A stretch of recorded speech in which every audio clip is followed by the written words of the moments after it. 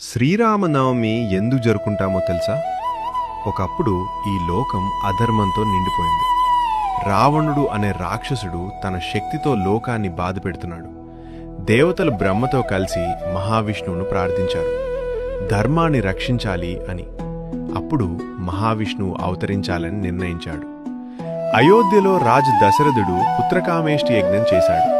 ఆ యజ్ఞ ఫలంగా కౌసల్యదేవికి ఒక దివ్య శిశువు జన్మించాడు. చైత్రమాసం శుక్లపక్షం నవమి తిథి. అదే రోజు శ్రీరాముడు అవతరించిన రోజు. అందుకే మనం శ్రీరామనవమి జరుపుకుంటాం. కానీ ఇది కేవలం జన్మదినం కాదు. రాముడు మనకు చూపించినది ధర్మం అంటే ఏమిటో.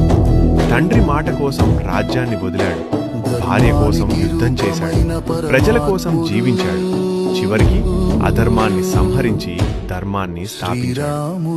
అందుకే శ్రీరామనవమి అంటే ధర్మం భూమిపై అవతరించిన రోజు. మనలోని సత్యాన్ని, ధర్మాన్ని మేల్కొలిపే రోజు. జై శ్రీరామ్.